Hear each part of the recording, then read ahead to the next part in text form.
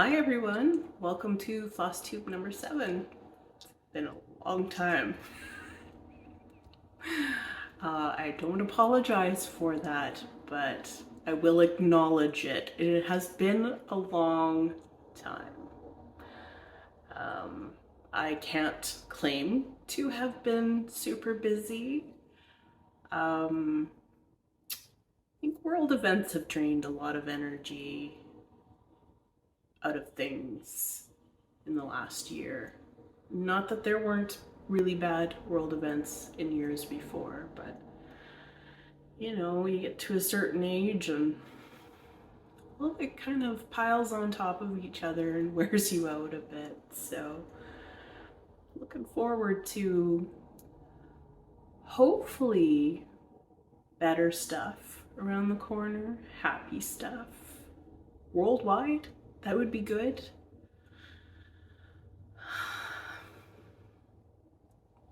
Hi. We will not dwell on that stuff here today. Look at the pretty thing that I have in the background. This is on YouTube.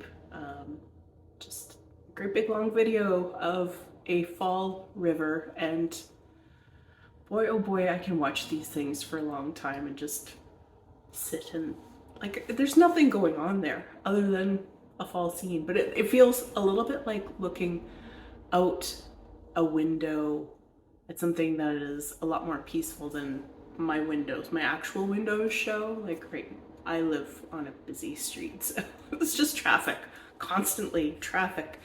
So this I like, this not so much. So how you been? You doing good? I hope you're doing good. I hope everybody's doing okay. And if you're not, I hope you're talking to somebody about it. Doesn't matter to me who it is. Could be your imaginary friend. That's cool. Talk to your cat about it. Just get it out. Okay. Do I have an imaginary friend? You're probably asking yourself that right now. I haven't gotten there yet. Yet. Okay, so let's dive into what I'm actually here for. This is a floss tube. It's about cross stitch and stuff like that. So, I mean, there's a few tangents, of course, always, but it's good stuff. If you're here and you're watching, you want to be here and watching, so. Okay, if you notice, my co-host, April, is not here with me today. She has been, like, ever since the restrictions kind of been lifting and all that kind of stuff. She was a busy girl before COVID shut down the world. So that is coming back online for her and feeding her extrovert soul. And so she's out doing stuff. She's actually out at the lake this weekend. And, you know, I could have waited. She's going to be there again next weekend. So I could have waited a couple more weekends to film, but I thought, well, I keep putting this off and there's always a reason to put it off. And so maybe I will just use that as incentive to do one sooner with April. She suggested that we would do one that was Halloween, but I don't do really Halloween very well, so I don't know about that, and that's pretty soon, but you never know. Time will tell. She has magical ways of convincing people to do things they wouldn't otherwise do. Fun things, good things, positive things, not bad things. She's not into bad, convincing people to do bad things. It's good. It's good. Okay. I keep babbling. It's. I mean, again, you're here for it. If you're sticking around, you're here for it. So I'll keep doing what I do. Okay, so I'm gonna start with FFOs because I have a handful of them. I actually got off my butt and did some finishing. So, first up, in a thrifted frame is, actually this was an FO and a and an FFO. English hard. This is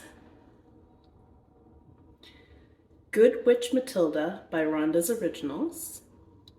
And I stitched it, I'll hold that up while I'm talking. I stitched it on 40 count Zweigart that I dyed with, I didn't use the Culford colors because it only called for 2 and I didn't happen to have them in my stash. But I used Weeks Dye Works Peacoat and Lily Pad.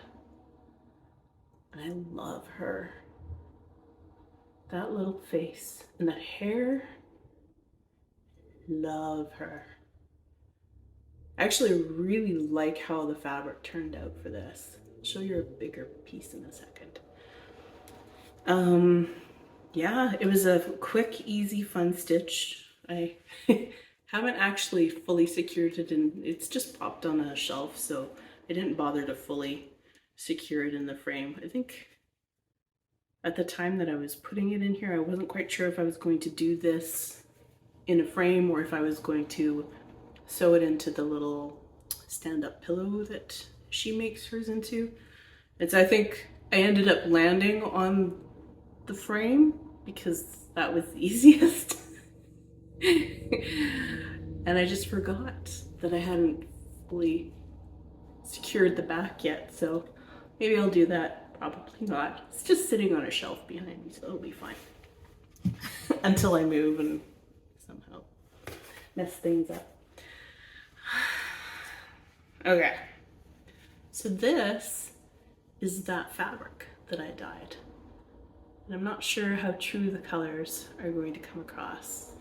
But basically, I did, I tried to record the process for you guys as a tutorial, but it wasn't working that day, so I just dyed it, did it for myself. But it is mostly pearl gray mixed with a little bit of taupe as the base color. Look at that hair. Okay. And then once I kind of let it soak a little bit in that, and it's been so long, I don't remember how much or how long. I have no idea. I'm sure I wrote it down somewhere, but I couldn't find it. I don't know. Anyways, and then the darker swirls, the browner swirls, are taupe mixed with just a smidge of brown to deepen the tone a little bit. And like it's got this really pretty marbled kind of effect. It's perfect. I've got a nice big chunk of it left over that I still can play with. Yay! So I'm excited about that. I like it when fabric really turns out. And this one, like I've dyed fabrics before, but they've always been a little more dramatic. And lately I've been I think I've stitched on enough dramatic kind of fabrics now that lately I've been craving less dramatic fabrics.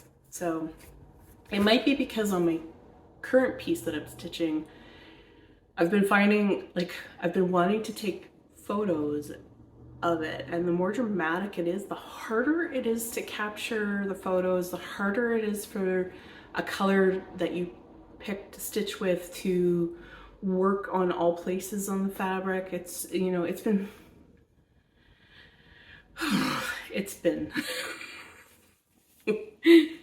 so, but this really worked out. I love it. So, and I've got extra. It's 40 count, so, which is my preferred fabric to stitch on these days. Okay, I do have to use magnifiers and a really good lamp, but I can still do it with these eyes. Don't knock that over. All right, so that was FFO number 1, fully finished object. This is also a thrifted frame. And it is my little Cersei Witch pattern that I designed. And it's stitched on 40 count that was hand dyed by me. And I think the tone of the oak, it's really perfect. Well, okay, so acorns, oak tree, oak leaves, oak frame. Need I say more? It's just a simple frame, which really allows you to enjoy the piece itself, which I like. I really like how it turned out. And just like perfect size, perfect. How lucky was I? Because I'm not very good at designing pieces that fit in standard size frames yet. But this one wasn't a standard size frame, and it still fits perfectly. I'm so happy. You gotta find our joy in small things, hey? Okay. This one is by Barbara Anna. And this one was stitched on 32 count ancient by Picture This Plus. I finished this one quite a few years ago. Kind of, well, I started stitching again in 2018. So I guess 2019. I didn't actually figure out what date that I finished this one. I could have, but who cares, right? Who cares? Doesn't matter. All right, some of the changes that I made on this was, there was a date here, and I couldn't make sense of what that date meant. So I just kind of swapped it out with a star. And then I changed the words up here were, I think, All Hallows Eve. And I didn't want this to be just a seasonal piece for Halloween. I like it. I kind of like dark themes, and I thought this was a great piece just to hang on my wall constantly. And so I recharted the words to be a twist of fate,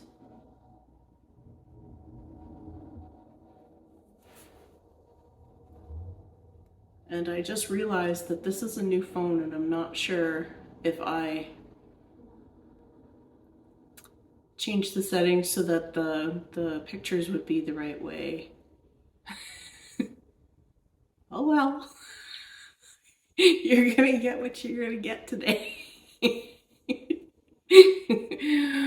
Okay.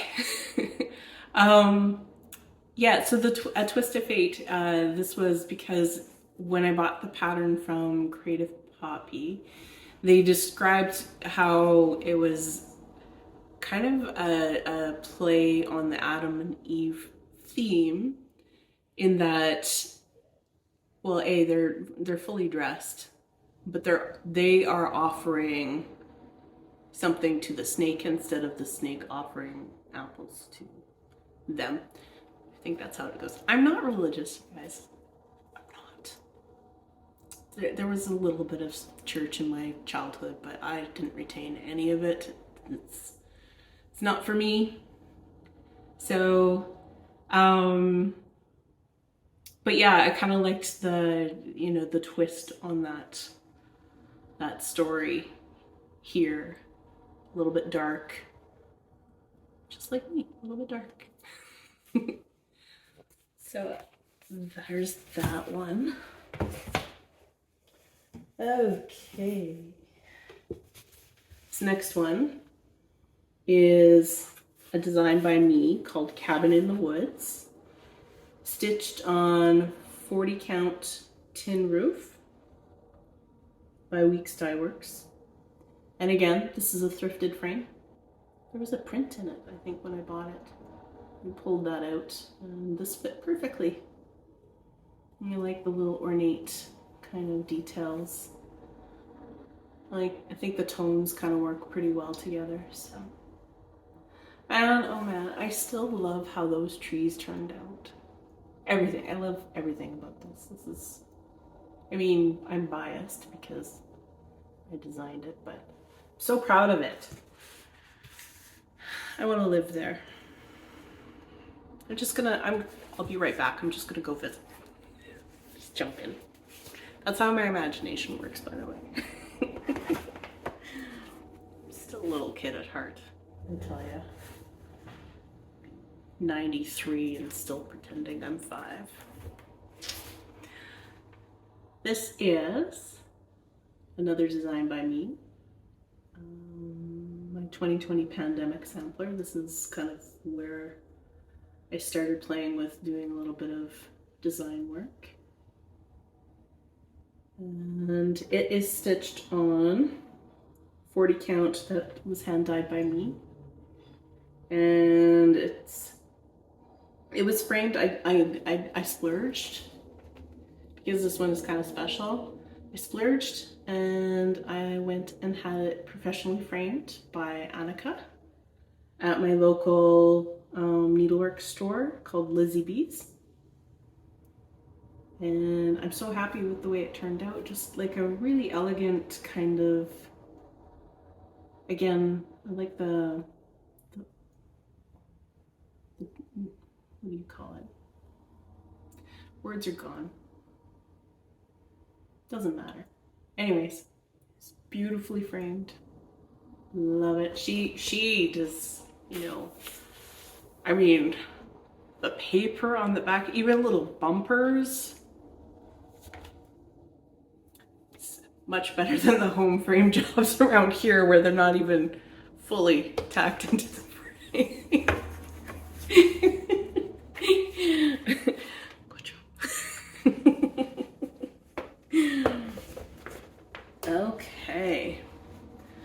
So that is it for fully finished objects. I'm pretty proud of that stack. I don't like finishing things very much. And yeah, it is really easy to take it somewhere and have it framed, but it can get a bit expensive, and I think it's good to splurge when you can, but yeah, sometimes thrifted frames are really good too. So, but it just means that I put it off. All right, so moving on. I think that's all my notes for that section. Yeah. So as for finished objects, I have this one.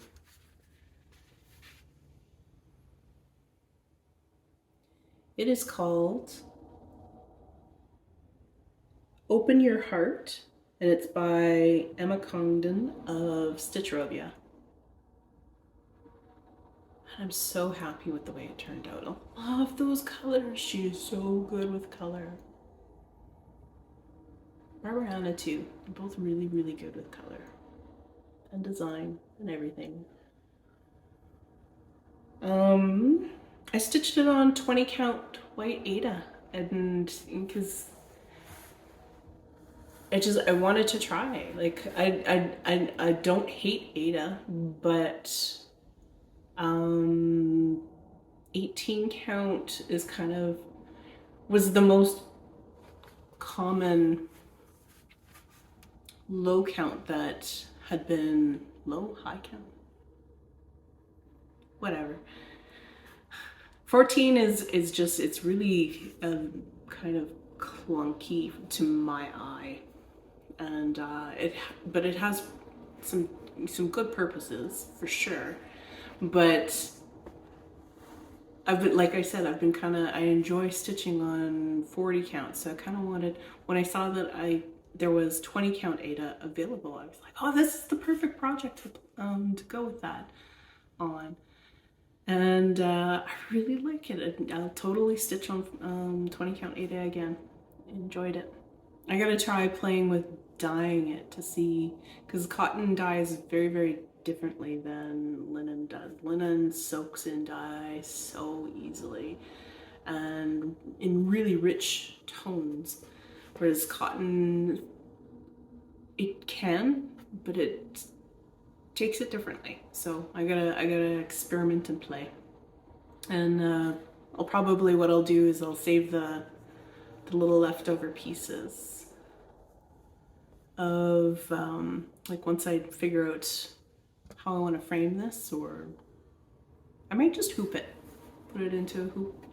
So whatever pieces that I cut off the edge, I'll save and I'll play with dye and just kind of see what I can come up with.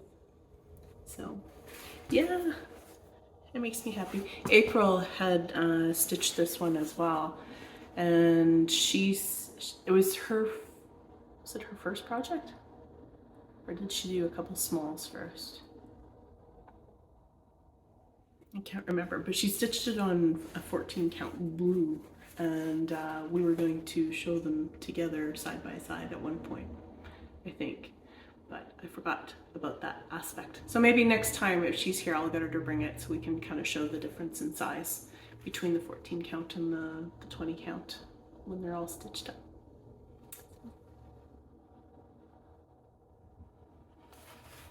All right. Whips, works in progress. I've got 2. I've technically got 3 right now, but only 2 that I've worked on since my last bit, or my last Flosstube. So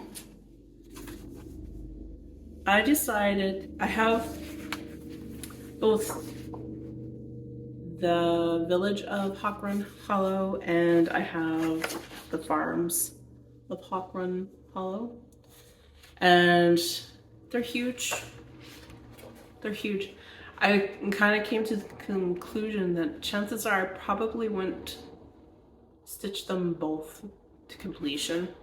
So I thought, well, is there a way to take my favorite scenes from both and kind of put it into one piece? And so I kind of screen grabbed some images to kind of piece it together so that you could see. So we've got a couple pieces from each here. I think these 4, 1, 2, 3, 4 are from the farms, and the other 2, 3 are from the village. And it creates this kind of scene where there's like, go fishing with your friends, and you've got kind of like this farm scene and barn and the farmhouse. I'm gonna, instead of this being a boarding house, this is going to be the farmhouse. And then the grist mill, and then the barn dance, and because the grist mill has to be there to grind the grain that's raised on the farm. And then the local cemetery. Here's the night scenes, here's the day scenes. This could be, I might change this to be, because it's supposed to be dawn, I think. So I might change it to be dusk, and probably change the words on all of them. So that's kind of what I've got going on in my imagination for this anyways. So I got a small start on that while I was designing my latest piece, and it's the fishing one, and that's the tree for it. So that's what I've been working on. I do plan on changing some skin colors so that it is kind of a more inclusive community, so that people of all colors will be there represented up on my wall.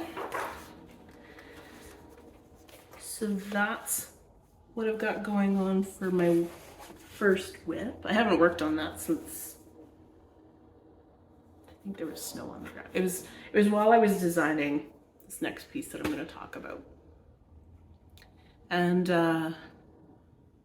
yeah, so I'll go back to it at some point. I do really want to stitch. I've loved those patterns for years. I bought them probably when they were first out, before I was even really back into stitching. I don't know, I can still picture myself. I was in my condo before I got married. and I ordered those and I had them, and I'd look at them and look at them, but they're once you have them in your hands and you can actually see the color lists and how much stitching is involved, I think I kind of got a little bit of shock. I put them away and I never fully, never kitted them up or anything like that. So they've come out and I'm going to work on them a little bit at a time. I think if you approach it just, you know, block by block, then it's easier to tackle that project. So, okay, next whip is another piece that I designed. It's a big one, so I had a hard time finding something to kind of put in behind it so that it would be easier to show. This is one that I'm calling Grim Garden or Grimm's Garden. I'm not really sure on the final name of it yet, but I'm very, very, very happy with how it's turning out. I think you can see the stars if I bring it up nice and close for you. Stars and moon. There's a Grim wandering through with a couple harvested skeletons on his blade. There's a pelvis plant and kind of a vine of hands crawling along the ground. It's some legs and feet kind of. I picture them kind of, the hands, they'd be kind of crawling, kind of in that creepy horror movie way. And the feet would be kind of kicking, like, you know, can girls or, you know, something like that. Road dancers.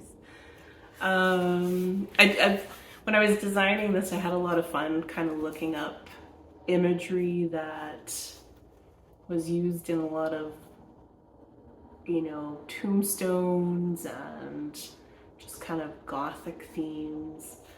And so I tried to pull in a lot of those things. This flower here, it is apparently one of the stinkiest flowers on the planet, and it smells like death to attract carrion flies or something like that, so that it can be pollinated. I don't remember the name of it. It starts with an R, but yeah, this is a scarab, my rendition of a scarab. There's the death head's moth.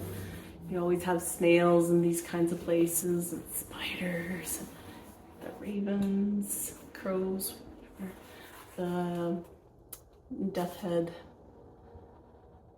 winged skull.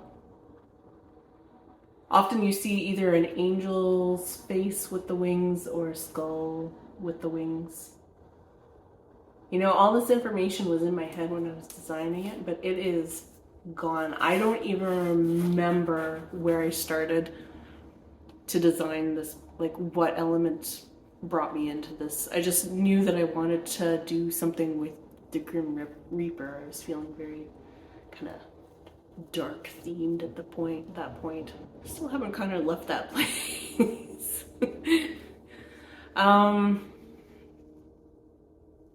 Yeah, so I'm getting kind of close to being done. I've got the other side of this to do, and then along the bottom there is a row of crossed bones kind of as the boundary to the garden.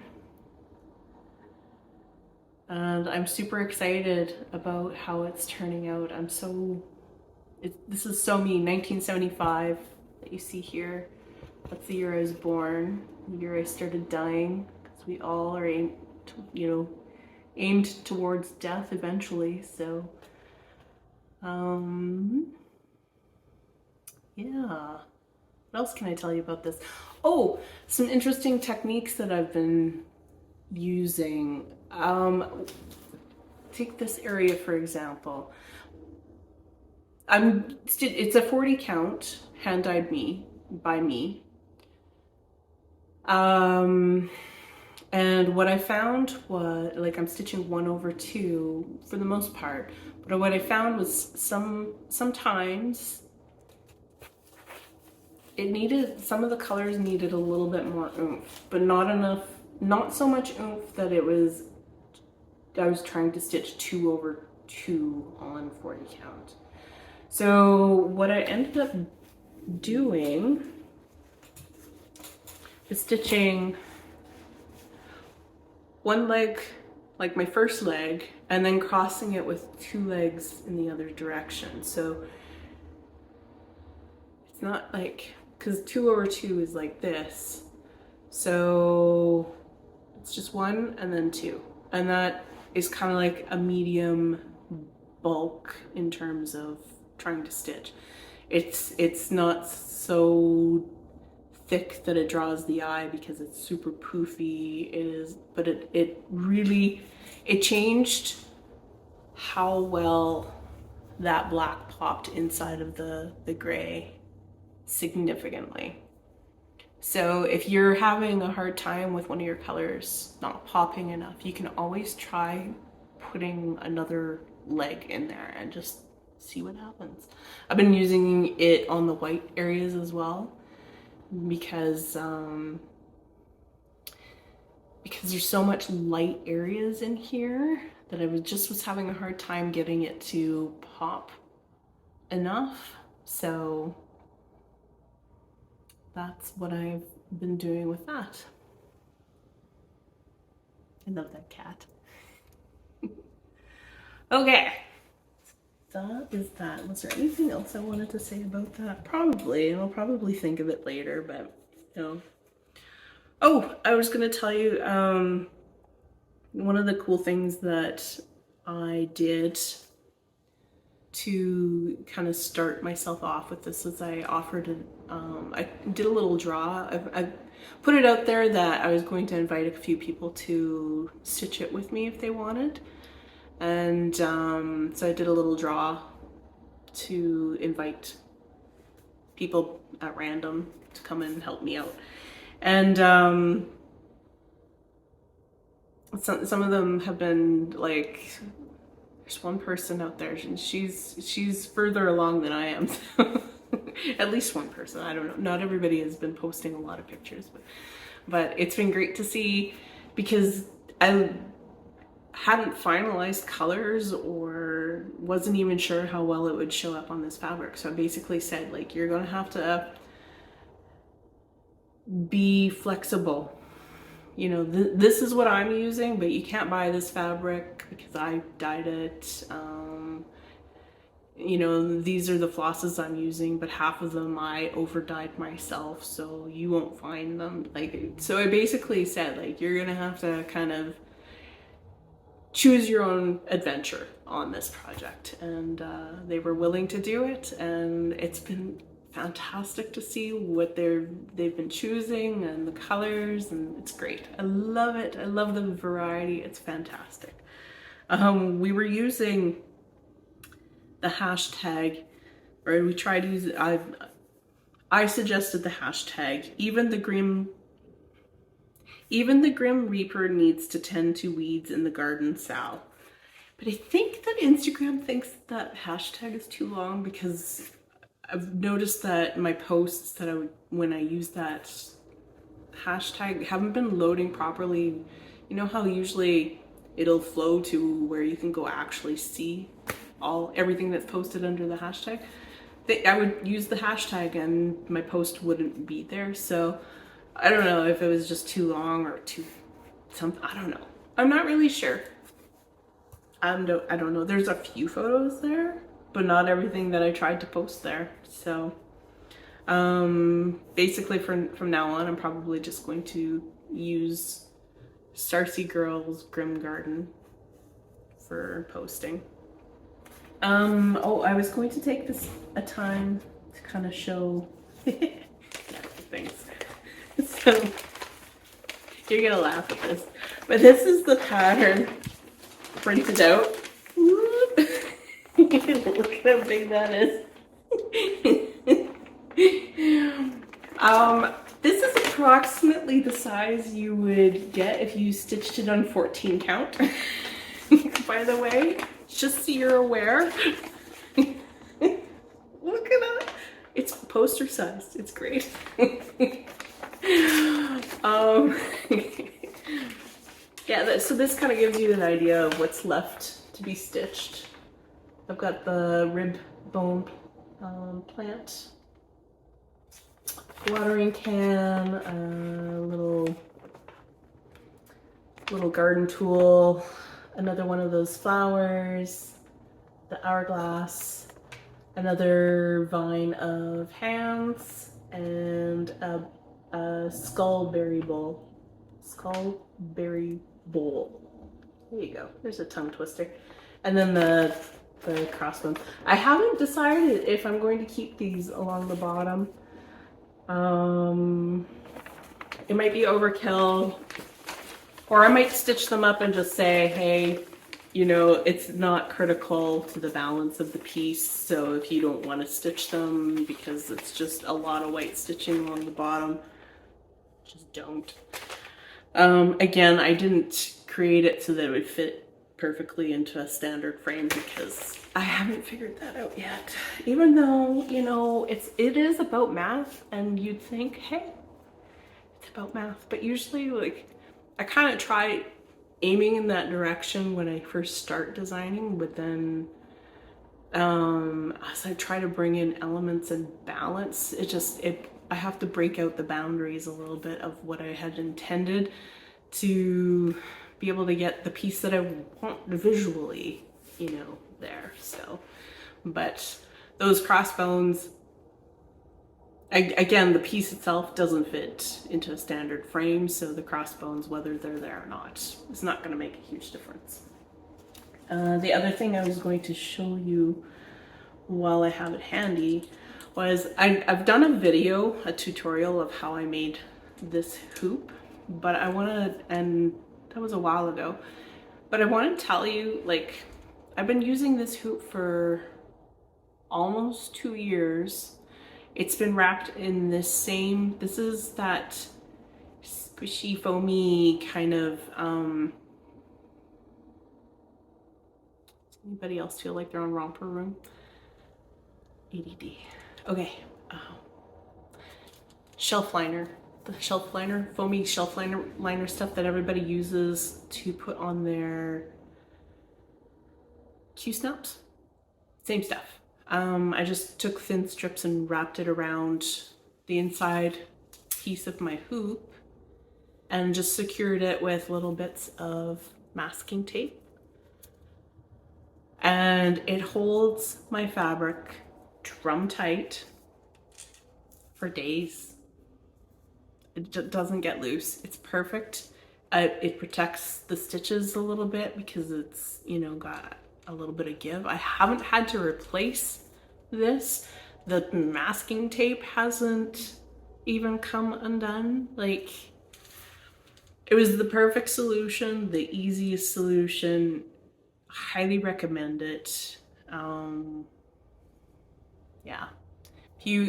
I'll try to remember to link that video below in case anybody wants to give it a try, but it just provides that, like, a little bit of friction that you don't normally get between when the wood is just bare against the wood. And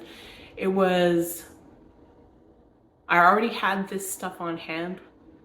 Like, there are techniques where you can sew something else around it. There's like an actual thing that you can get that is kind of like a thin cotton ribbon, and you can, I think, sew it around your inner, and it's supposed to do the same thing. I haven't used that technique though. I had this stuff, I didn't have that, and this cost me nothing. So, and it works so well. Like I said, almost 2 years I've been using it like this, and drum tight, seriously, it's so good. Love it.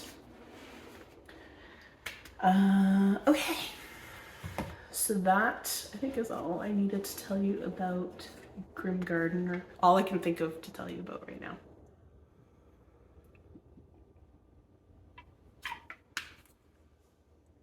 Okay, so plans. I'd like to finish my Grim and get it out to anybody who wants to stitch it.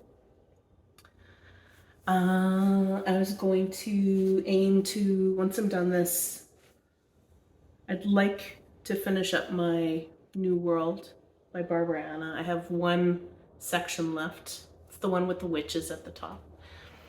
And I'd really like to get this hanging on my wall. I find it so charming and wonderful and colorful. And again, it's, I don't know if you notice. Yeah, dyed by me. I had a real thing for this. I called it Moody Broody because it was like moody cup of coffee with swirls of cream in it. And yeah, so anyways, these colors look fantastic against that backdrop. And I think this one is a 36 count.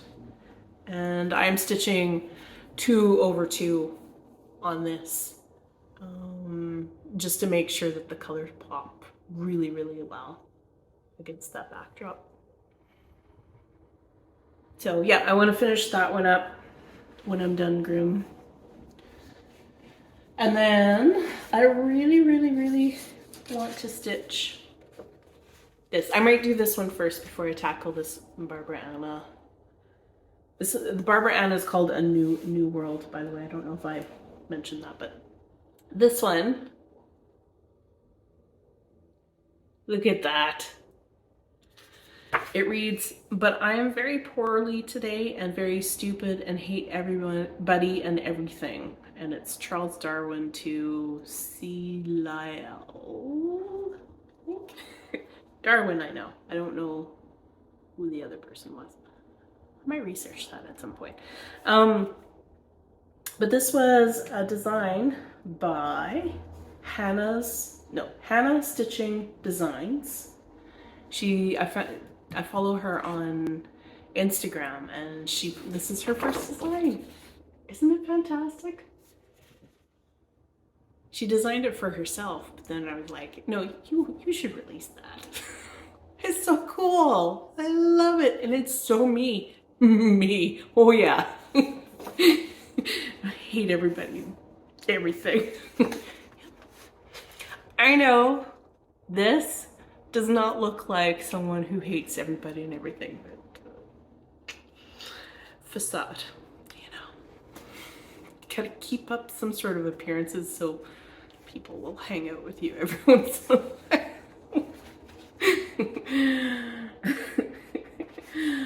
Okay, she has a Gumroad, and again, I plan to try to put a link below. I'll probably do both to her Instagram as well as directly to her Gumroad. She just released another one that is today. Actually, she just released one that is like a bug Quaker. It's fantastic. It's just so good. You should go follow her and watch her and keep encouraging her, because you know, there should be some nice sciencey stuff for those nerds like me. I'm not a scientist. I do payroll, but I've got a big sciencey heart, and if I could go back to my teenage self, I would probably push myself more in the direction of something through university that was like, I really like what I took. I took anthropology, and I got to go on our archaeological field school, like to do a dig at the end of that, and that was great. But if I could go back, maybe environmental sciences of some sort would probably, or geology would have been.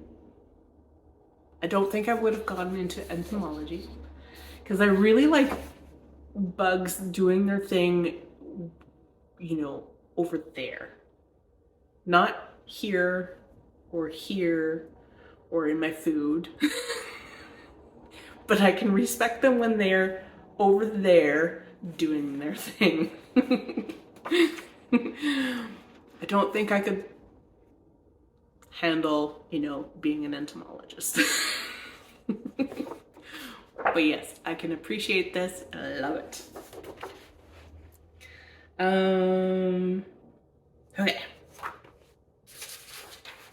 So yes, that was Hannah Stitching Designs, and she's on Gumroad and Instagram, and I'll try to remember to put a link there.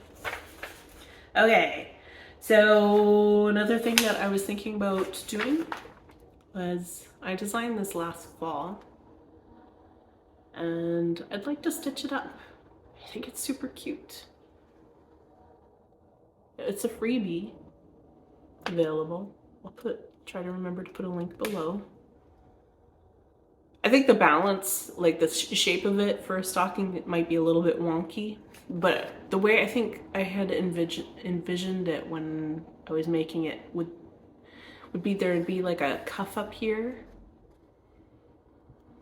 to form an edge for the stocking, because the toe seems to come out a little bit far.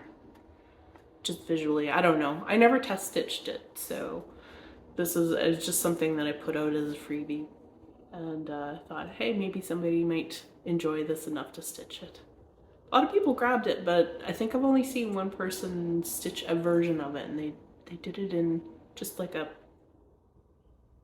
piece that went on a pillow, if I remember correctly. It looked great. But I'd like to challenge myself to do a little stocking. So someday we'll get around to that. Because look at that witch. I mean, you could grab the pattern and just do a little ornament small with just that little witch if you wanted. And her little ghost friends and their cat. But look at those little... You can totally see my little bit of humor coming out there. Bye. Anyways, I might tackle that at some point as well. Because I don't really have anything up here locked and loaded for a next big design that I want to make. I've got kind of a seed of an idea, but it hasn't... Like, I'm not a designer. I'm just dabbling and playing around, and so my mind isn't thinking in that direction constantly, and not in the way that it would ever churn out, 4 or 6 new patterns every 4 months. That's not happening, guys. Not happening. Yeah, so I've got kind of like an idea of something to do to celebrate, kind of like a pride kind of theme, and just like there's a nugget of an idea, but it hasn't fully formed yet. I've even started picking a palette, but it hasn't fully formed yet, so. All right, I've also got some Samantha Purdy. I don't blame Allie, but Allie from Misfit Stitches has been in love with Samantha Purdy's stuff, and I've stitched some of Samantha's pieces before, and I love her design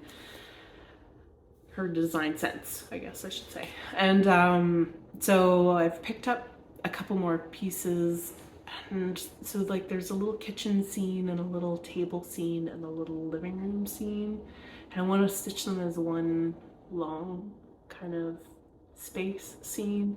It's just a bunch of people just in a cozy house in the evening, and they're cooking some food and eating some food, and one person's reading on the couch, and it seems so homey and wonderful.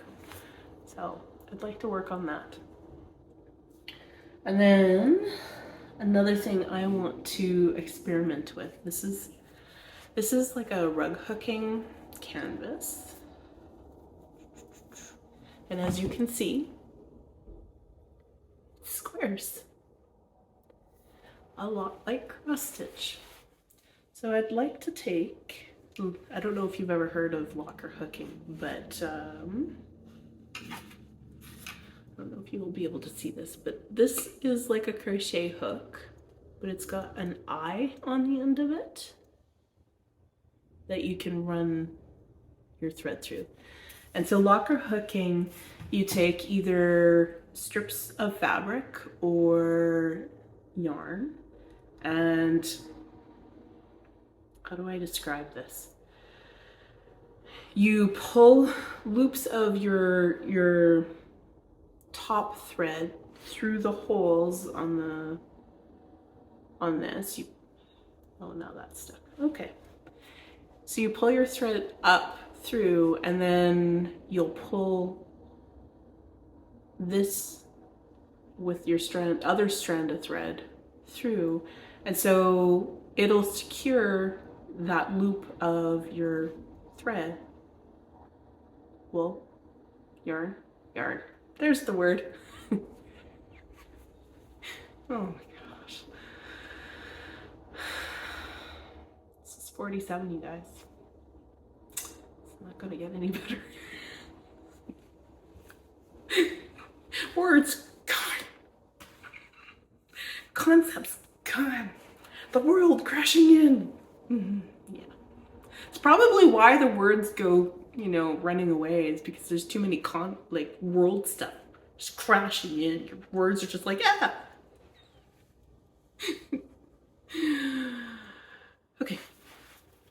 So anyways, locker hooking, if you want, there's lots of videos online and it looks so interesting. And what I would like to do is, because it is in a grid, I'd like to do a cross stitch style pattern into a rug.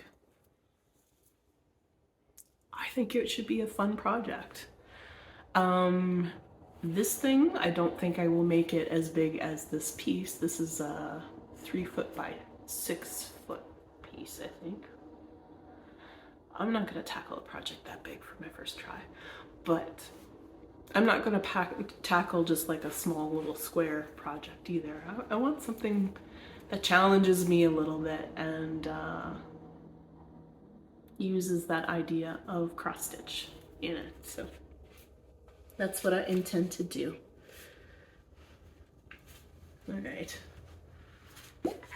I don't talk to anyone hardly anymore, so my throat gets a little itchy when I actually do spend some time talking. I should talk to my cats more, maybe, or my plants. Okay. Let's see what else we got in our little notes here. All right, some cool stuff to talk about. I've got a new Stitchy Hug shape. No, that's not gonna work. We'll do it like this. So just like that. I call it the shop tag style. And yeah, just again, it's the same concept. I'll show you in a second, but it's got a nice big hole for your rings on the top. Then it's made with 0.030 inch chipboard. So it's fairly sturdy. I don't promise that they're going to last for forever. I tried using the thicker, like a 0.050, really nice and thick chipboard in my machine, but it would take a lot more time because the machine kind of basically is there's a die at the bottom, and then you put your chipboard on top, and then I usually use like cutting mats over top of that, and then it rolls through this machine that kind of squishes it all together a little bit and presses the chipboard down onto the die, and then that's what cuts it. So with the thicker chipboard, unfortunately it presses it into the die, and the die doesn't want to release it the way it does with this weight. And so I would spend a lot more time digging pieces out of the die and possibly bending them as I do that, which kind of reduces their longevity anyways, because as soon as you bend them, it kind of, you can use them, continue using them as long as you want, but I wouldn't feel good about selling something that was bent, right? They're still usable, but they don't look like a quality product, I guess. I don't know. Appearances matter sometimes. So anyways, I'm pretty proud of this. This has been selling a lot more than the heart-shaped ones, that's for sure. Some people like the hearts, but very few. A lot of people have really been enjoying this shape. So let me grab a little bit of thread, just in case you've never seen my stitchy hugs before. So this is the small version. I guess I didn't take the smallest version that I have. I call it the mini. And as you can see here, there's no slip knots involved to hold my threads onto my stitchy hugs. It just basically is kind of like a shawl around the hug's shoulders, which makes it super easy to take off as you need to, but it holds firmly, securely on here just by itself. And so, and to put it back on, you just kind of lay it flat, drape it over the narrow part of the piece, and then I usually give it a little twist, and I pull it through. This is easier to do when it's not up in the air like this. You just pull it through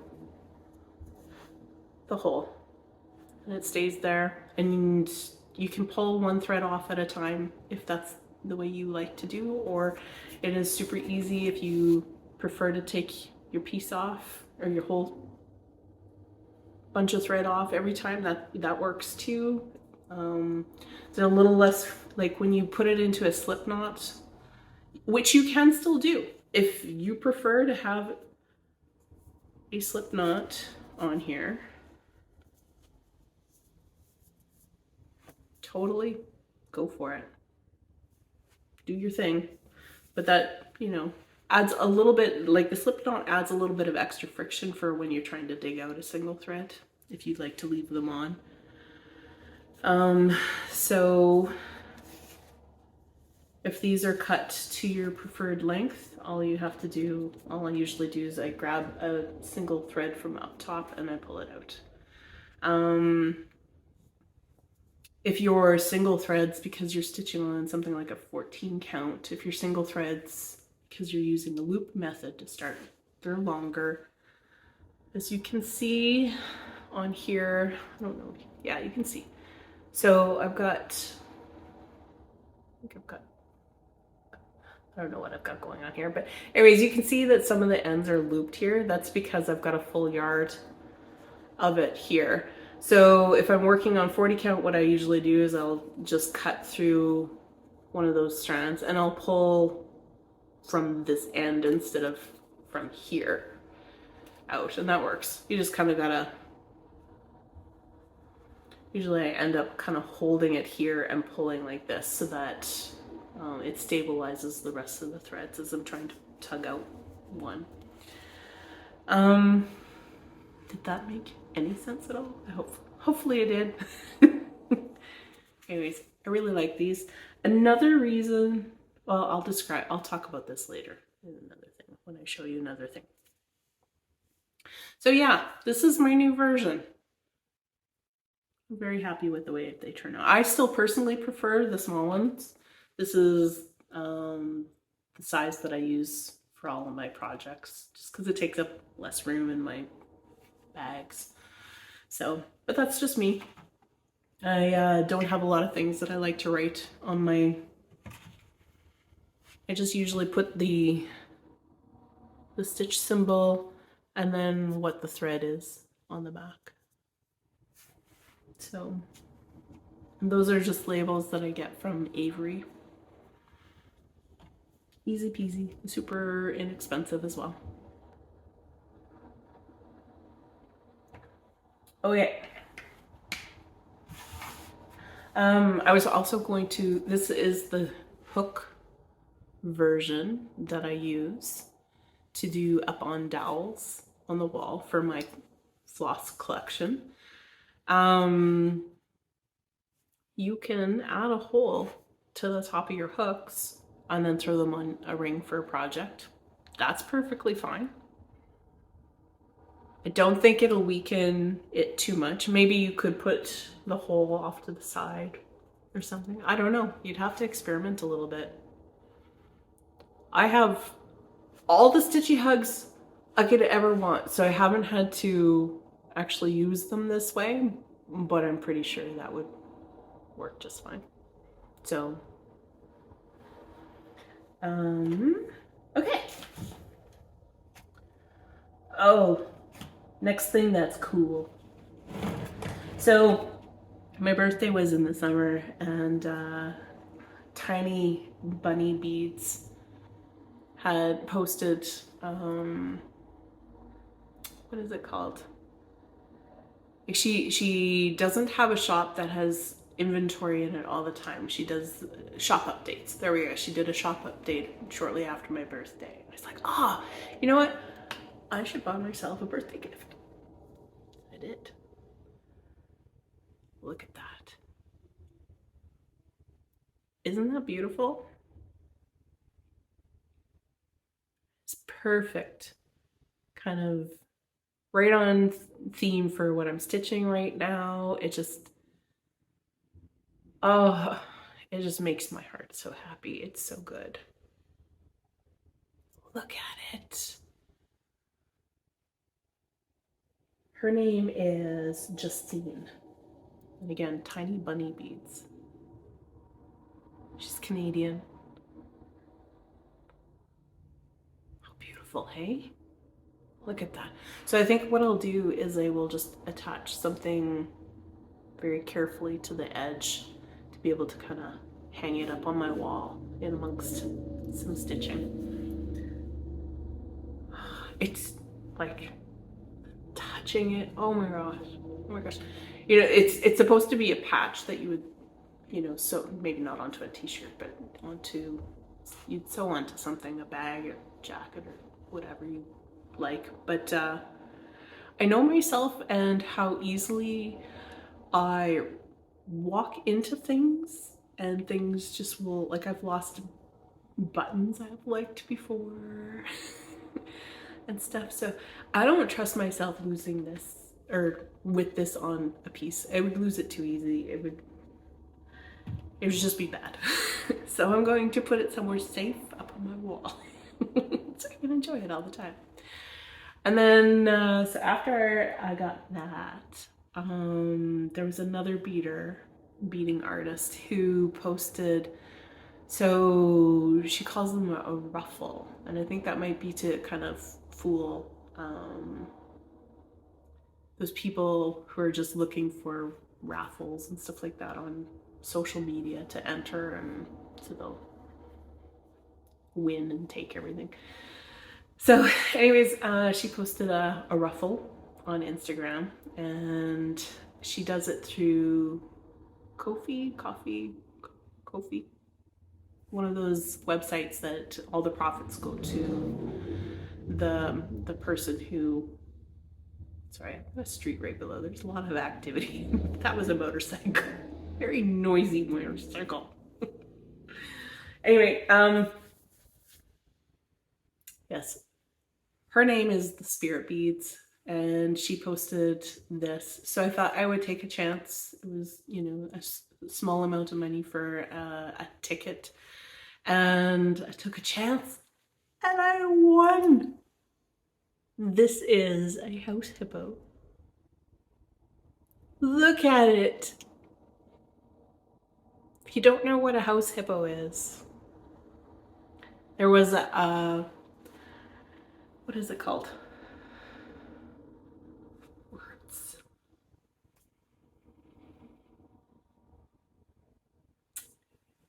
What is it called? one of those advertisements that's for public good. Anyways, you know what I'm talking about. It was Canadian. They were trying to teach people kind of an element of critical thinking, in that it was set up to be a lot like what we used to have in other commercials was Hinterland's Who's Who, and it would talk about a certain Canadian animal or critter and to tell you about how it lives and, you know, where its habitat is, and just some interesting stuff about the more you know kind of stuff. And so this commercial, still searching for the term, it's still gone. Oh no.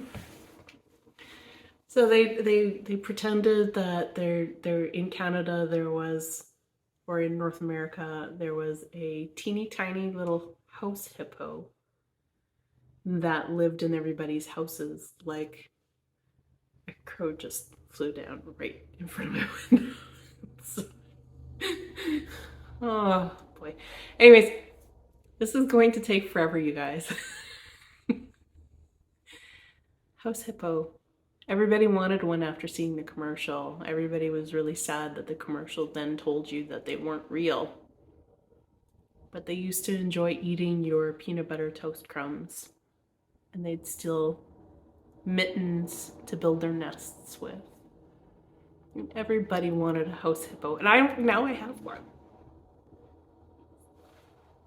I'm so excited. And again, this one is designed to be a pin, but I will probably try to figure out some way to put it up on my wall so that it is in a safe place, because I do not trust my clumsy body. Okay. Her name is Adeline, and she is from the Spirit Feeds on Instagram. And these reading artists, I have I'm not really much of a collector for the most part, but I think I'm a collector now. I might, you know, treat myself, because I kind of have a lot of stitching ingredients now. So as these things come up where I want to buy myself a gift, treat myself, I might try to invest in more pieces, because I'm so in love. So in love. I will put their information below so you can go find them and explore their art, and, you know, if you can support them, great. These small businesses are like, I feel a lot of enthusiasm for buying myself gifts from small business, basically. And especially if I can direct, you know, some of my money towards people who, you know, in the BIPOC community, Indigenous people, Métis people, you know, people who have and still are feeling a lot of effects of oppression. Supporting them, I think, is really important, and it, you know, why wouldn't you? Something like this, if you've got somebody like me on your Christmas list who is really hard to buy for because they don't really want that, you know, regular mall junk, mass produced, they're not interested in that stuff. Stuff like this is perfect for gift giving for a person like me. I'm not asking you guys to buy me gifts, but you've all got people in your life like me. So think about stuff like this. Find interesting handmade art.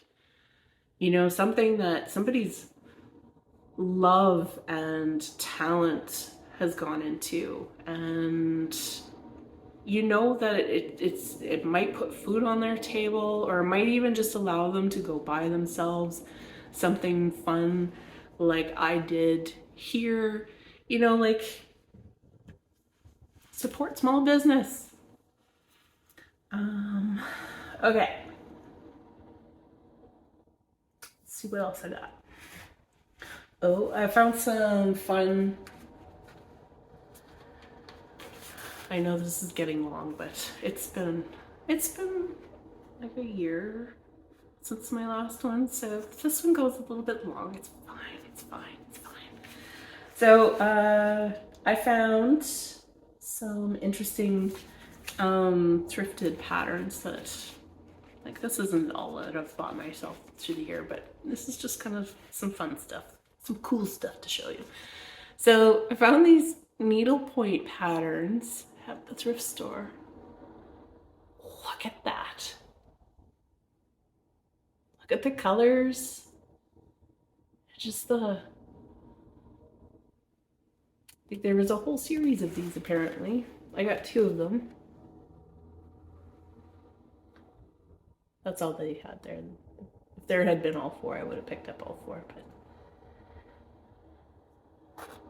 And it is set up exactly like a cross-stitch pattern, so it could totally be cross-stitched. I don't know if I will, but I felt it necessary to save these because they're just so unique and wonderful. And this is the other one. Look at those sassy ladies.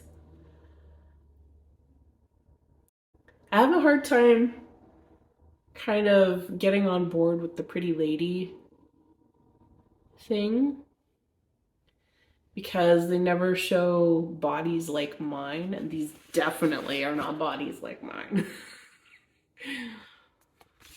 But there's just something really kind of retro and quirky and wonderful about these that I might be able to set aside eventually. If I feel the need to stitch these, I might be able to set aside my fancy lady kind of aversion.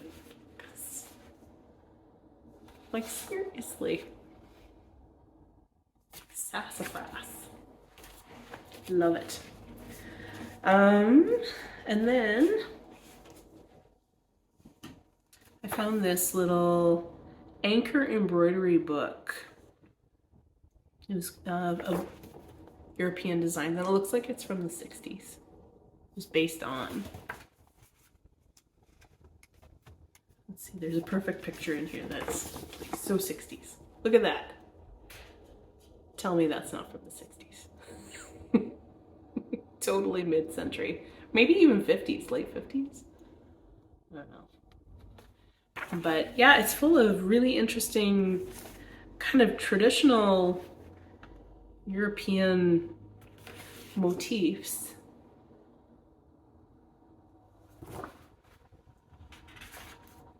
And I just thought it was kind of quirky and wonderful.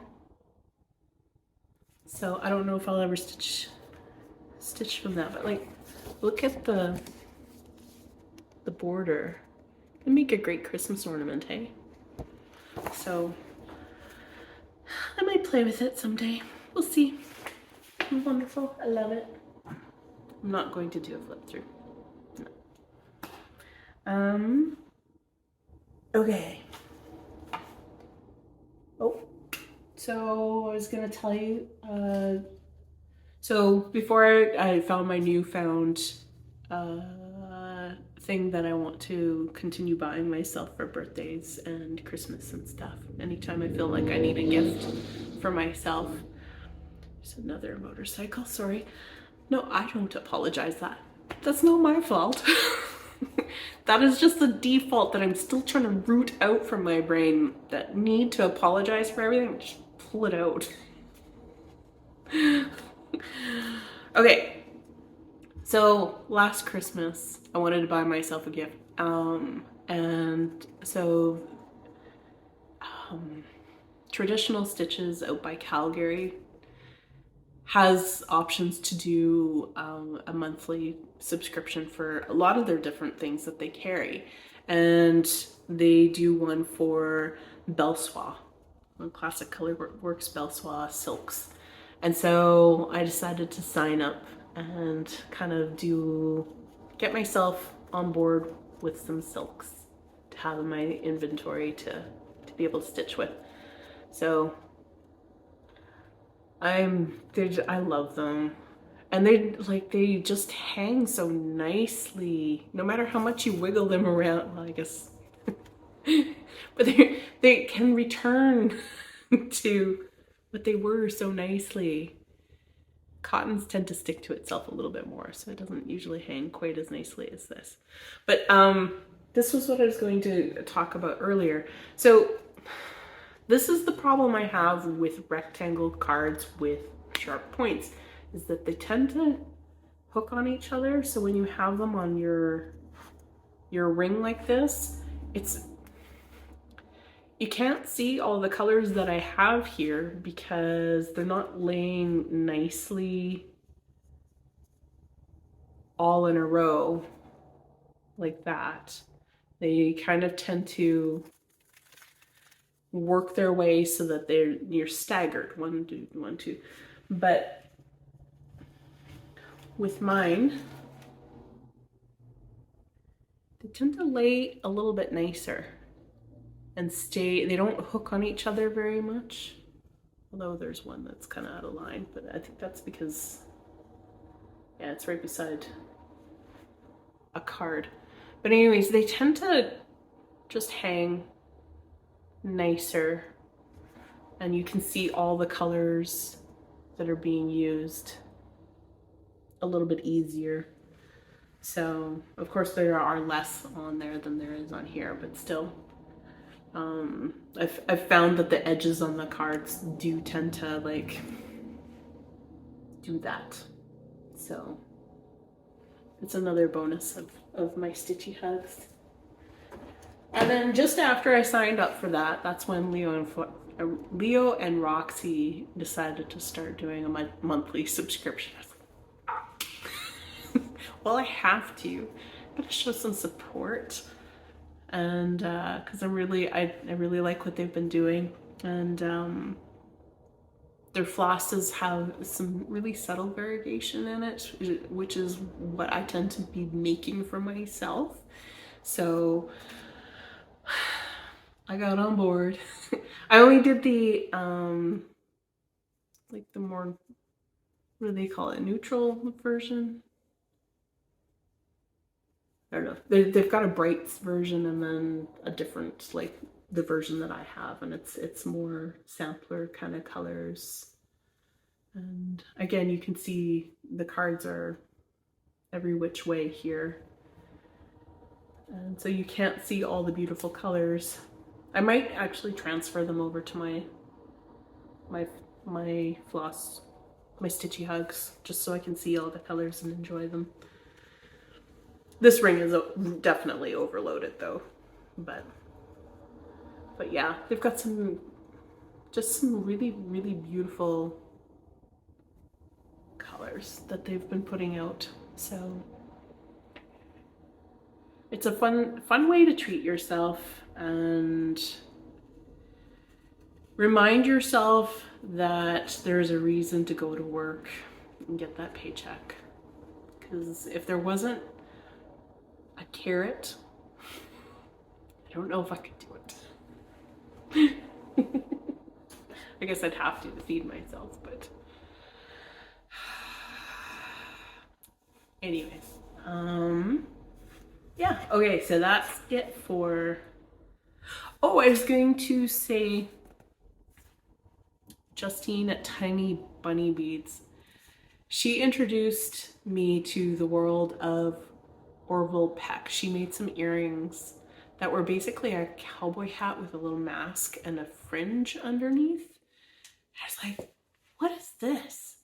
It's different. I don't know. And then she made mention of Orville Peck, so I Googled and found his music, and yeah. Like I might, like, it's unique. It's unique. He wears a mask. Oh, you don't know what his face looks like. And because it's got this fringe on the bottom, and sometimes it's a short fringe, sometimes it's a long fringe, and I've got company. This is Cosmo, my chonk. He's trying to be a house hippo. He's not small enough though. But he would totally walk through my peanut butter toast if he could, I'm sure.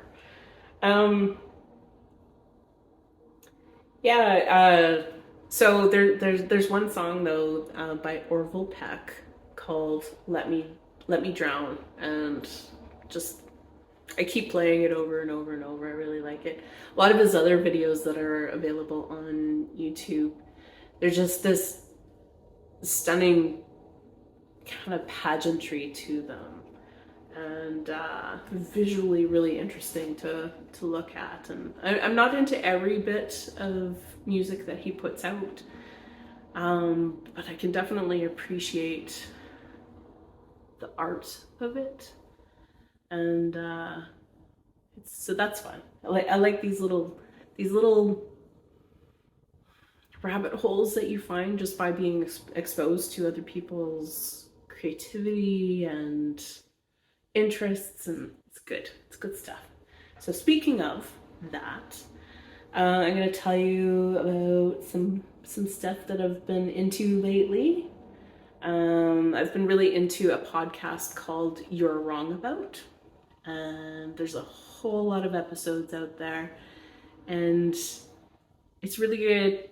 They take something where, like, out of the news, they spent a lot of time talking about the O.J. Simpson trial, and they talked about all the different people involved and all the different ways that the media kind of misled us on the information of the story. You know, it's interesting. I mean, based on the title, You're Wrong About it. It's talking about things that you thought were true, but you were wrong about. So it's really good. It's really interesting. The topics are broad. You know, one of the ones that I listened to recently was on Jessica Simpson, and you know, there's been one on homelessness, and just really good. They do a ton of research for each and every episode, and I highly recommend it. It's good for the ears and the brain. Shows. Rutherford Falls. I've been really enjoying that show. And also Our Flag Means Death. Love them both. Funny, both of them. Well written, both of them. Visually wonderful. Love it.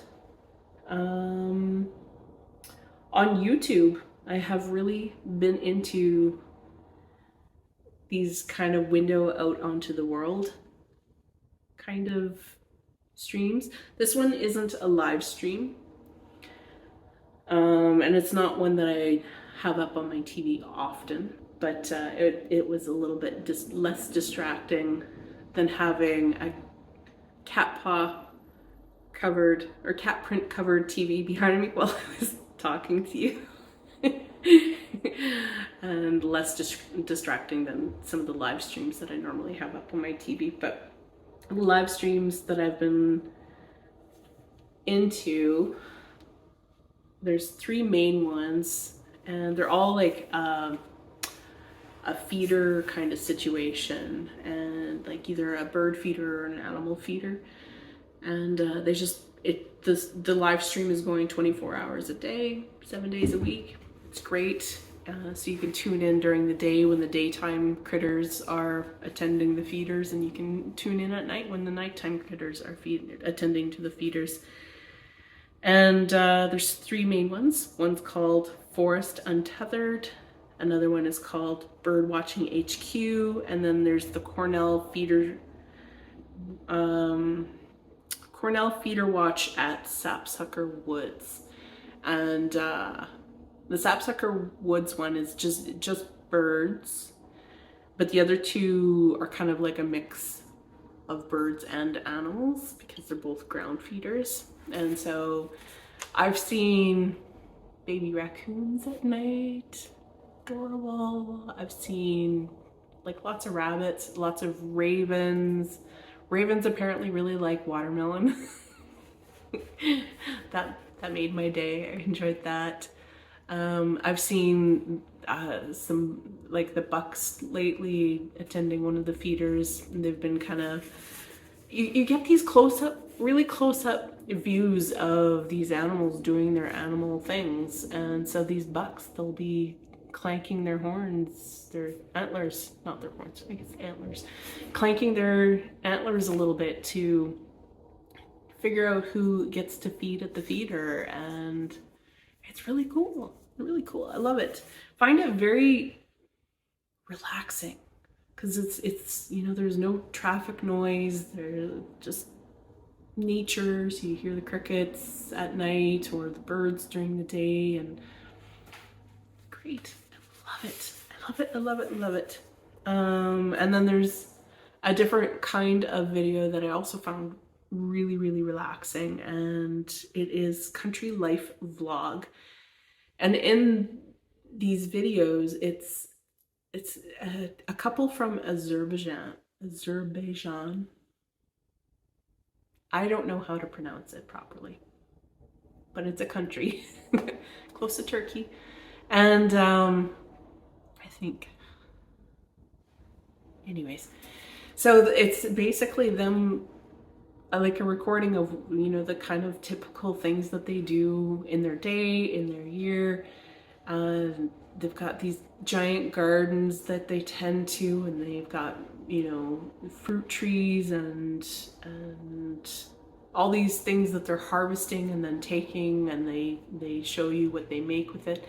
It's all really without them talking as they're doing it. It's just, and then they cut back and forth to, you know, picture or video of their animals kind of playing. They have a pet cat who likes to play with their pet bunny, and it's hilarious. And they've got the dog who likes to bark at the cats, and the cats are, you know, back. It's all good stuff. I like it. Lots of good foods being made. Bread almost all the time. And lots of different traditional recipes, and then they bring in non-traditional recipes and they show how they make those, and it's all cooked outdoors pretty much, in various different types of, like, they've got campfires, or they've got these mud brick kind of ovens and stuff like that. So it's really, really interesting.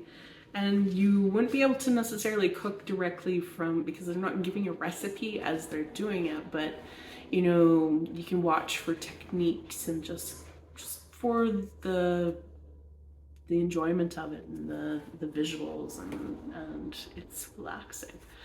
So I'm not sure if it's quite ASMR, but it kind of on the boundary of that, maybe. I don't know. Other cool things that I've been doing, I've been making a lot of bagels, sourdough bagels. Like, they're good. I'll make a big batch, throw them in my freezer, pull them out one at a time, thaw it a little bit, and throw it in my toaster oven. It's great. So much better than store-bought, by the way. Take a little bit more work, a lot more work, but so much better. Something to do too, right? I've been making a lot of hummus lately, and I've decided that my ideal garlic ratio is 1 whole head of garlic that's been roasted plus 1 raw clove to a standard, like, 15-ounce can of chickpeas. Now that sounds like a lot of garlic, and let me tell you, it is. Winnipeg's not going to have any problems with vampires anytime soon.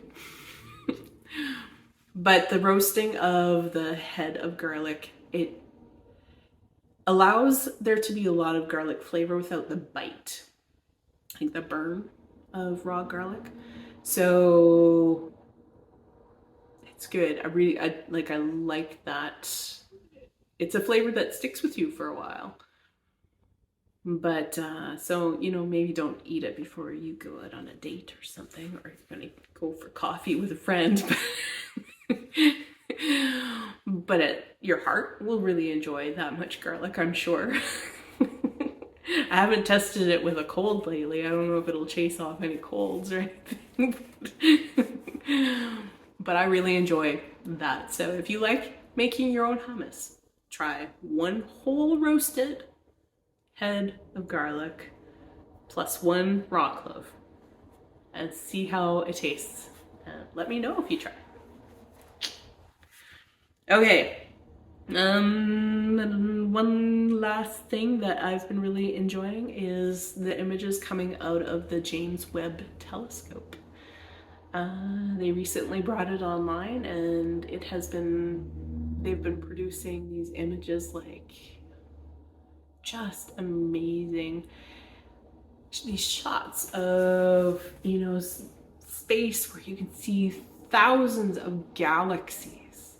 And you think of like how much time it just takes us to reach our moon. And then you expand out to the end of our solar system, and you think of how our solar system is just one tiny little insignificant solar system in our own galaxy. And then you expand out and think of how many other galaxies are out there. And these images of these thousands of galaxies, that picture is of a part of the sky that is about the size of a grain of sand, I think they said. Thousands of galaxies in one tiny little slice of the sky. And you, like, mind blown just how much is out there. I think that's amazing. So go check out those images and have your mind blown. It's wonderful. All right, so this is an hour and a half, and I still want to tack on, I think it ended up being about 15 minutes video at the end of this. And so it's going to be what it's going to be. You know, I hope you hunkered down with some good stitching and a big mug of tea to join me today. You don't have to watch all of it. It just, I mean, the people who enjoy are probably still here, but if you don't enjoy this, oh well. Can't suit everybody. So thank you for joining me. If you want to stick around, there's a little video my friend Allie from Misfit Stitches recently posted a Flosstube where she was talking about her pile of finished objects that haven't made it up onto her wall, and she, you know, showed that pile. And then she talked about how she knows that there are a lot of people out there who have boxes of finished stuff just sitting underneath their bed. And so I can't remember exactly what made her ask this, but she's like, well, maybe we should, you know, try to do little tours of the stuff that we actually have hanging on our walls. And so I made up a little video, and so join me on a little tour if you want. If you don't, have a good evening, good day, whatever part of the day you're in. Thanks for joining me. Thanks for laughing with me, I guess. And happy stitching. Bye. Hey everyone. This is my friend Allie of Misfit Stitches in her latest Flosstube number 16, I think. She is talking about her pile of finished stitches. You can see them behind her. She points to them. And she knows that a lot of people stitch things and then never hang them up, which is very common. She also talked about, she wondered if people just visit the stitches under the bed where they keep them, which put a really funny image in my head.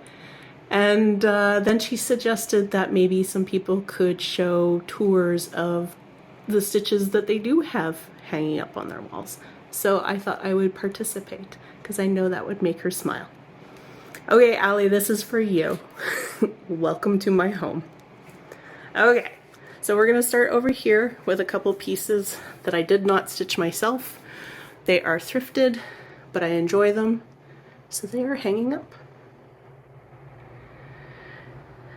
This is a Samson Matthews. It's a print of somebody who participated in the group of 7, I think. There's lots of information online about Samson Matthews if you want to go do some research. They're beautiful. I really enjoy them.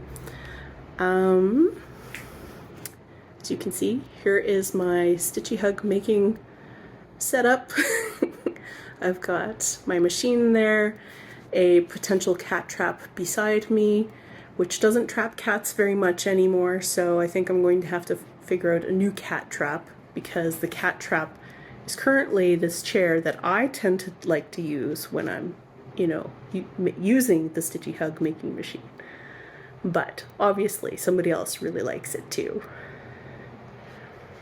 And this one prefers this space because this is where I sit the most to do my stitching. This is another thrifted piece. I love it. Thrifted pieces are the best. Those vintage vibes, the colors, oh my god, they're so good. By the way, I absolutely love this cheapo lamp I got from IKEA. It was 10 bucks or something like that. And it's metal, so it holds my magnets. As you can see, I've got some peels on there. I've got my clip-on magnifiers attached to it. It's great for stitching. I have like an LED 100-watt bulb in it, and I can move it to exactly where I need it over my shoulder. It's always in the right place. It's perfect. Highly recommend it. I'm getting a little shadow. Okay. This is a piece I stitched. Here are some thrifted stitches. A little bit of glare, but you'll deal, won't you? Again, some very vintagey vibes. I love it. This one is an antique embroidery piece picked up at an auction many years ago. I love the balance and the colors in it. We thought about doing like a cross stitch kind of interpretation of it someday, maybe. We'll see. This isn't a stitched piece, but it's just really cool and I love it, so I thought I'd show it. Alright, in my bathroom I have another thrifted piece with some vintage Danish vibes, framed with museum glass, by the way, which is fantastic. It's the only reason why I'd have it in the bathroom. But it's beautiful. Look at those ducks. Super cheap. I think I got it for $4. Can you believe that? It's crazy.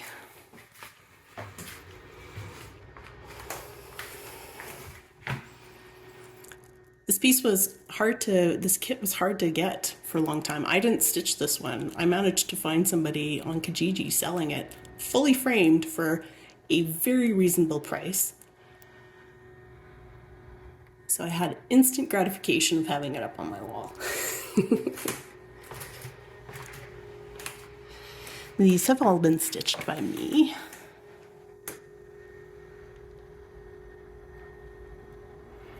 Several Barbara Annas.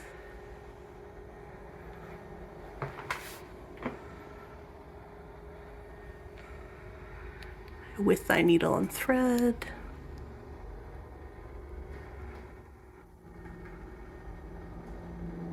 Another Barbara Anna. This one's a Samantha, or two Samantha Purdy pieces that I stitched together in a little scene, and I love it. I don't think there was a cat in the original piece here, but I did this as a little tribute to my two cats that have passed already. This was Oscar and Mojo. And it makes me smile every time I look at it. And breaks my heart a little bit too.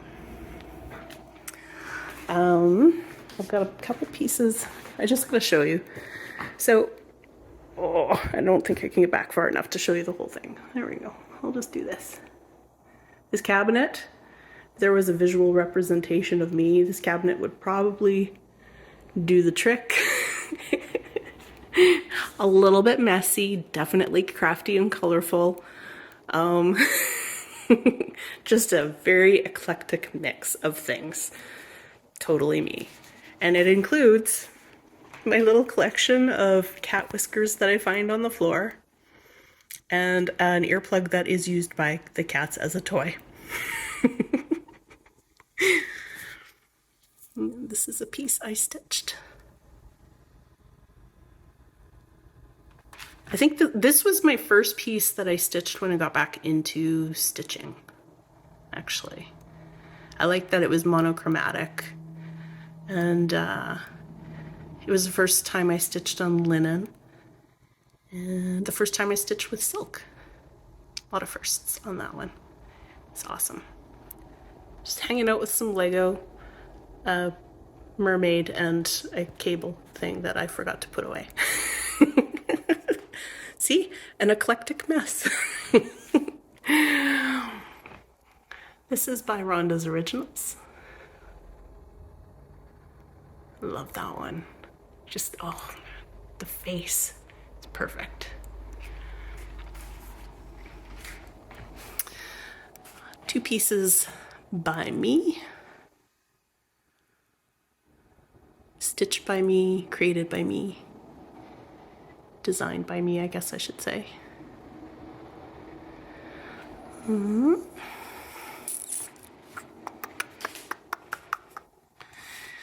This here is a thrifted piece.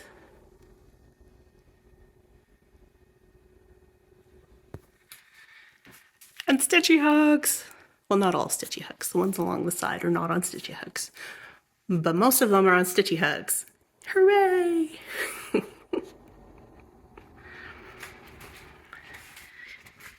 This is an antique sampler that I bought last year and still haven't done anything with. Just hanging out with a cat scratcher. Just chilling, you know. All right. This piece landed here when I first moved into this place last fall. And I decided that I really enjoyed seeing it as often as I was seeing it because I was always in my kitchen. So it just kind of ended up hanging out there and staying there.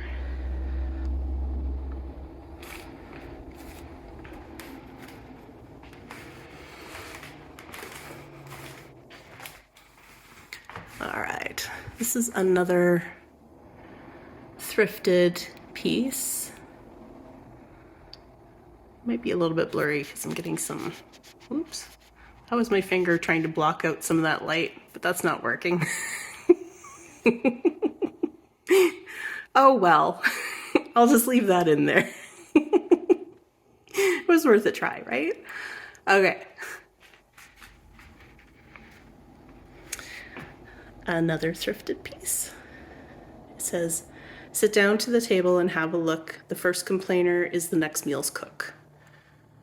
I'm the only cook here though. And I do sometimes complain about the food I have, you know, on offer for myself. So, This one was gifted to me by a friend. Another beautiful vintage piece. I'm not sure if she thrifted it or stitched it. I can't remember. I think she thrifted it. That ginger just makes me happy on there because I'm always adding extra ginger to my chai. There's a Barbara Anna that I stitched.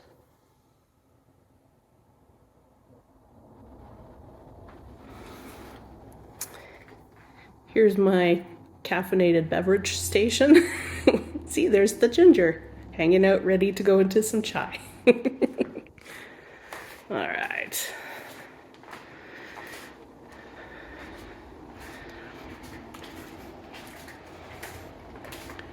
This is another piece designed and stitched by me. I enjoy having it here in this spot because I, go by this very often and I look at it often.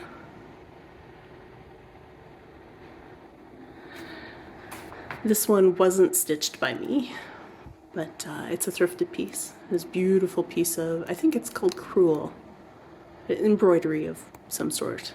And the colors in it, I don't think any image can quite capture the richness of the colors that you see in person. But just trust me on this, it's gorgeous. You can see fall is definitely hitting Winnipeg hard and heavy.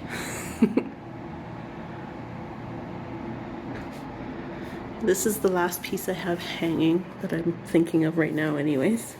Let me see if I can find a better way to try to block some of that glare with my body. It says, "Guest, you are welcome here. Be at your ease. Get up when you're ready.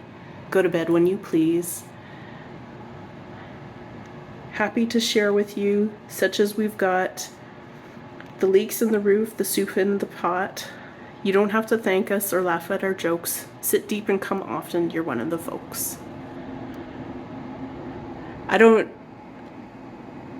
I get the sense that this is just somebody's creation, that it wasn't a pattern, and I love it to bits.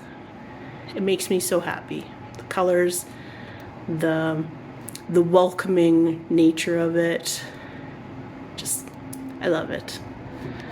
The last thing I'm going to show you is, okay, I don't keep my stitches in a box under the bed where I have to crawl under my bed to visit them. I keep them in my front closet with my winter coats. So I can visit them easily, standing, not under the bed with the dust bunnies. So there's some pieces that I haven't figured out a good frame situation for yet, but I will someday. Some pieces have come out of this spot recently. So yeah, that's my tour. That was for you, Allie. I hope you enjoyed it. All right, take care, everybody.